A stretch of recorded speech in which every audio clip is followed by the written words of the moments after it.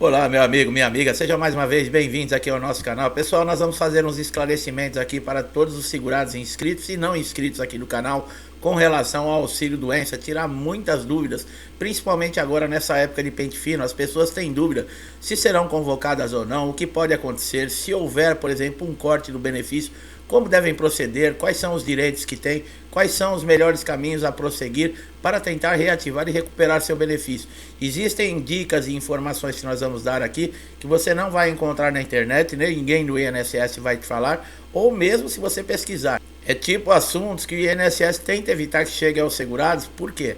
Porque isso pode mudar completamente resultados, pode mudar completamente a configuração, por exemplo, que existe no INSS com relação ao pente fino. Por isso é muito importante que você assista esse vídeo até o final para você ficar por dentro de todas as informações mais importantes que podem te ajudar. Meu amigo, minha amiga que estão chegando aqui pela primeira vez no nosso canal, eu quero desejar a vocês boas-vindas, que vocês possam aproveitar todos os nossos conteúdos esses de vários títulos, de todos os tipos de assunto dentro do INSS. E esses vídeos já ajudaram muita gente, vocês podem conferir nos comentários. E eu tenho certeza que se você também estiver passando por algum problema, tiver alguma dúvida, precisar de algum caminho que alguém lhe indique a melhor solução, você vai encontrar aqui no nosso canal. Nosso trabalho é sempre esse: ajudar, trazer dicas e principalmente conhecimento.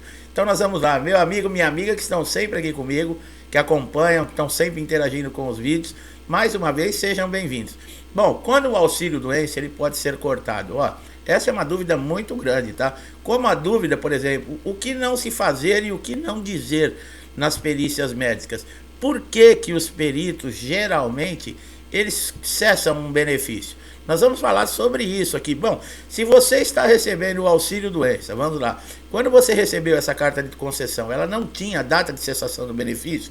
Lembrando que a data de cessação de benefício, eles também usam a sigla, que é DCB, tá? Se você vê DCB nessa carta de concessão do auxílio-doença para você, é isso, é a data de concessão do benefício. Se não houver essa data e você estiver há mais de 6 meses sem fazer perícia, eu já vou falando que você deve se preparar, porque com certeza você será convocado agora para esse pente fino, tá? E quando nós falamos em preparar-se, é você atualizar toda a documentação, seus laudos, exames, histórico cirúrgico. Procure um médico, nem que seja um médico no convênio seu, do SUS, e atualize esse laudo. Importantíssimo, seu nome completo, carimbo, assinatura e CRM do médico. O CID da doença é muito importante. E lá, por exemplo, você está recebendo o auxílio-doença, foi convocado para o pente fino, vai precisar de uma prorrogação, já aproveite e peça para esse médico especificar qual é o estado que você se encontra, que sequela, o nível que ela está e qual é o período que você vai necessitar para ter uma recuperação completa para poder retornar à empresa. Você que está empregado, principalmente, você quando tiver alta no INSS, você vai ter que passar pelo médico do trabalho. E geralmente, se você não estiver totalmente recuperado, o que é que acontece? As empresas, elas negam que você retorne, elas te mandam de volta para o INSS. Nós temos vídeos aqui que eu falo sobre isso. Fica um ping-pong com esse segurado, principalmente do auxílio-doença. Porque o INSS diz que ele está capacitado para retornar ao trabalho e o médico da empresa diz que ele não está.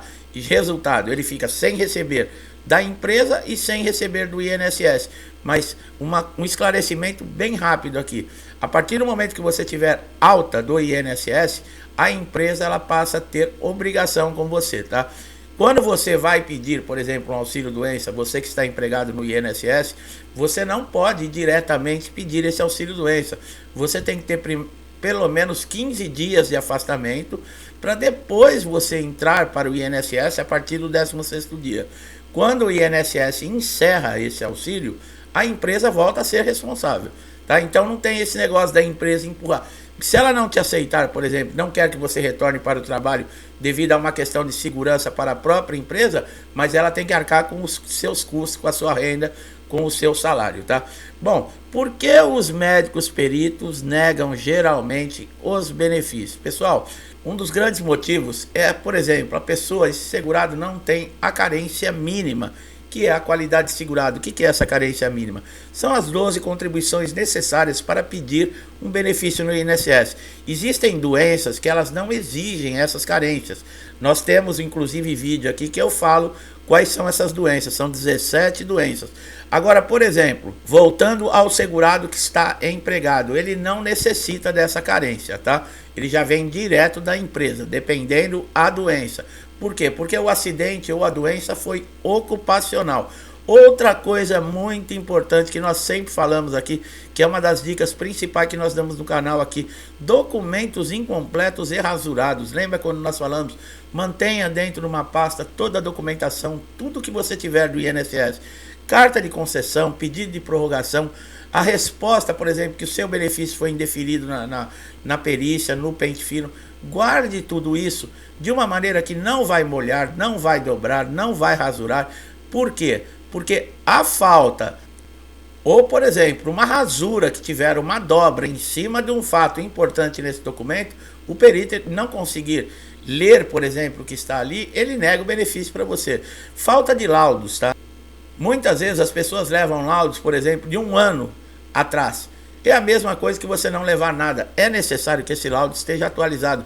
Nós falamos entre 30 a 45 dias, mas no máximo 60 dias, com tudo que nós especificamos, tá?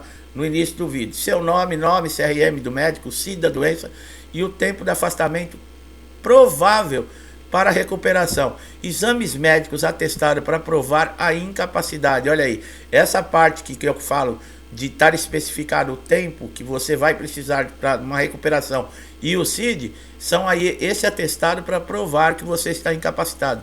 E quando não é impossível, por exemplo, quando esse perito acha que não foi possível identificar nenhuma sequela, nenhuma incapacidade em você, que você está bom para o trabalho.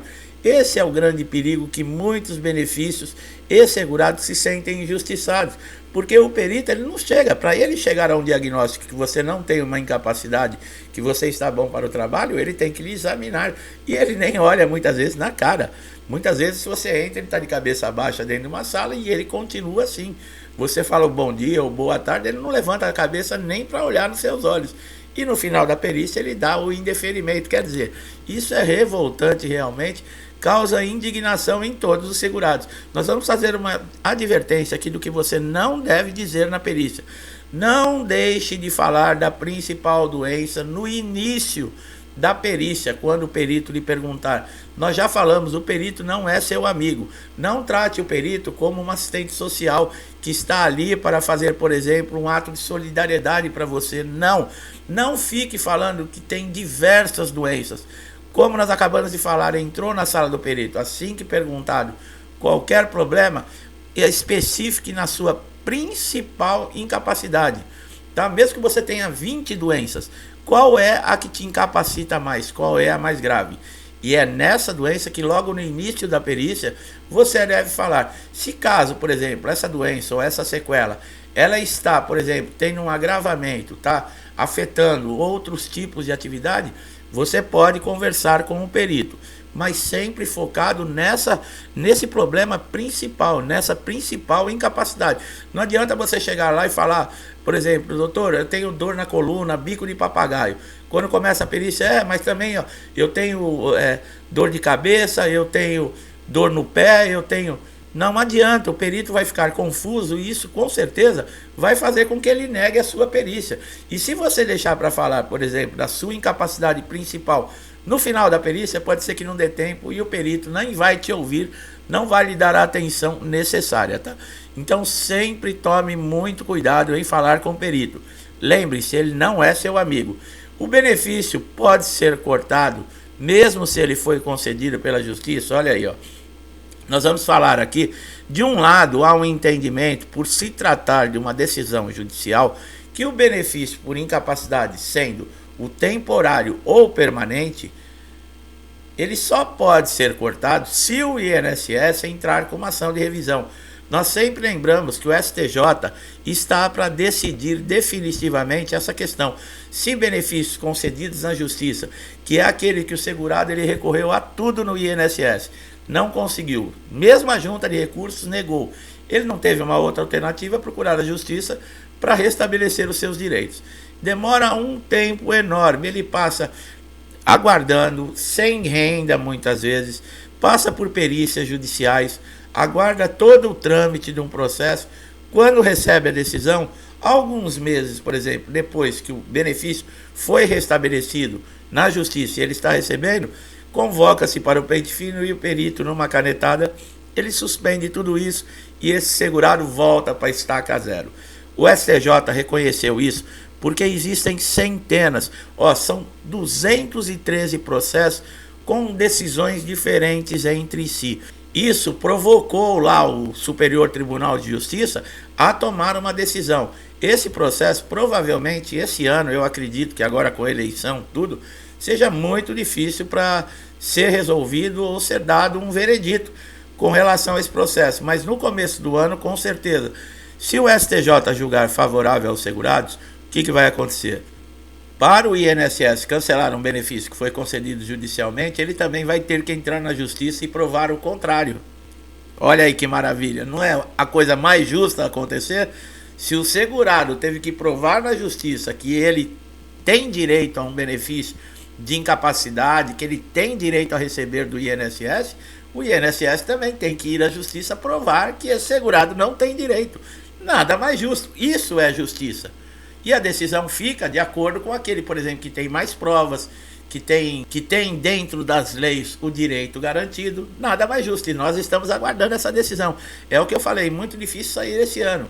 Mas isso pode mudar completamente essas decisões absurdas que nós vemos em pente fino, ou mesmo fora de pente fino, de benefícios de auxílio-doença, de aposentadoria por invalidez, serem cessados em uma canetada com o perito, sem mesmo um diagnóstico, sem mesmo um exame razoável, honesto, e não interessa se é judicial ou não, o perito vai dar uma canetada e acabou.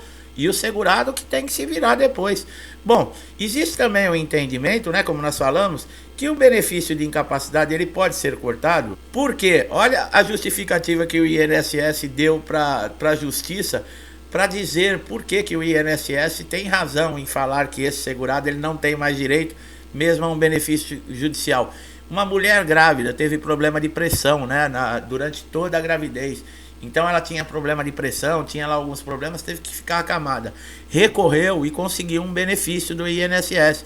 Recorreu rapidamente na justiça e conseguiu esse benefício. O que aconteceu? Depois que ela teve a criança, né, passou a licença lá, maternidade e tal, ela continuou recebendo lá o benefício, né, da incapacidade. O INSS alegou que ela já tinha voltado ao normal, que a doença ela não é definitiva. Só que o INSS está comparando, por exemplo, vamos colocar uma mulher grávida, uma gravidez de 9 meses, que é o natural. Isso é sim, por exemplo, uma necessidade de um afastamento temporário. Nós sabemos. Agora você não pode comparar, por exemplo, uma sequela de um acidente ou uma doença grave com uma mulher grávida. Olha que absurdo aqui chegamos, né? Isso advogados do INSS alegando na justiça, comparando uma pessoa que sofreu um acidente, que está, por exemplo, com um problema na coluna, que não consegue mais andar na cama, muitos na cadeira de roda, outros com completamente incapacitados, até permanente, tem que ser aposentados por invalidez, e os advogados do INSS comparando isso com uma gravidez que dura 9 meses. Realmente, uma mulher grávida, ela pode ter diversos problemas, e ele tem data final. Por exemplo, se é problema por causa da gravidez, se a mulher engordou demais, existe alguns outros tipos, eu não sou médico para falar, mas nós sabemos que existe. Sim, é um benefício de incapacidade temporária com data de cessação, porque provavelmente a partir do parto, depois que passar esse período, ela retorna ao normal, se não tiver nenhum outro tipo de problema. Agora, comparar, tirar como base todos os segurados do INSS do Brasil inteiro em cima do resultado de uma mulher grávida, é coisa absurda, pessoal. As pessoas perderam completamente o senso, perderam completamente a noção das coisas, não é possível. E olha, isso vem de advogados, tá? Isso vem de pessoas que estão lá com o diploma, quando você entra, tá lá na parede bonito lá, e a pessoa acha que aquilo ali ele é o Deus do Olimpo porque ele tem um diploma na parede. Olha o tipo de profissional que ele é. com diploma. Quer dizer, deveria se envergonhar, na minha opinião. Outra coisa muito importante é quando a perícia sua é cancelada. Você, por exemplo, ligou lá no INSS ou mesmo pelo aplicativo Meu INSS, você fez um pedido, por exemplo, do auxílio doença, marcou uma perícia. Quando chega na data da perícia que você comparasse, essa perícia foi cancelada, sem prévio aviso. O que acontece? Se o INSS passar de 30 dias, por exemplo, para lhe conceder um benefício ou mesmo para você passar na perícia e ele não atender, você retorna para sua residência, entra no aplicativo Meu INSS, clica em agendar perícias, preencha alguns dados lá e envie toda essa documentação para o INSS através do aplicativo. Eles vão analisar essa documentação durante um prazo mais ou menos de uns 15 dias e vão liberar por lei o benefício, por exemplo, de auxílio doença para você por um período de 90 dias, tá? Se você está numa situação difícil, está sem nenhuma renda, isso não é uma solução, mas é um alívio, porque você vai ter 3 meses. Durante esses 90 dias você pode se reorganizar. Se for uma doença mais grave, uma sequela mais grave, você pode entrar antes de vencer os 90 dias, 15 dias antes, você entre com nova documentação e um pedido de prorrogação. Pode ser feito também através do aplicativo Meu INSS.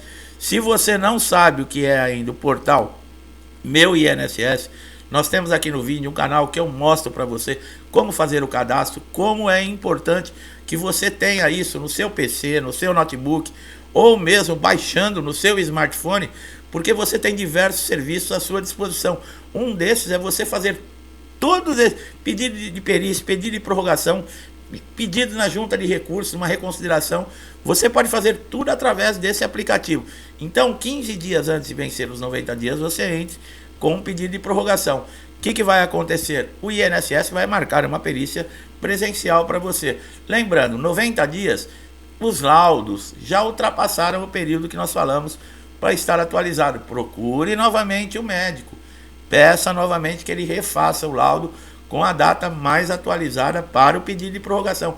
Infelizmente, pessoal, esses documentos do INSS que você vai apresentar para a concessão de um benefício, eles devem estar sempre atualizados, porque senão é motivo do perito negar sim esse benefício. E através, por exemplo, do portal Meu INSS, você passou na perícia no dia, a partir das 21 horas você também já consegue ver o resultado, tá? Não é necessário que você fique aguardando, por exemplo, chegar uma carta avisando para você que foi concedido ou indeferido. E você lá, você tem um motivo por que foi cessado. É muito importante que você saiba por que esse benefício não foi concedido para você. Porque se você for entrar com um pedido de uma nova perícia, você tem que já sabe solucionar o que o INSS está alegando ali para não lhe conceder um benefício. Às vezes é a falta de um documento, às vezes é uma informação. Existem vários motivos, então preste muita atenção que nesse indeferimento vai estar escrito qual foi o motivo. Pessoal, como nós falamos no início do vídeo, a data de cessação do benefício, ele foi concedido o benefício, mas na carta de concessão não está lá o DCB, né, que é a data de cessação do benefício. Esse benefício, ele automaticamente, ele vale somente por 120 dias, quer dizer, 4 meses.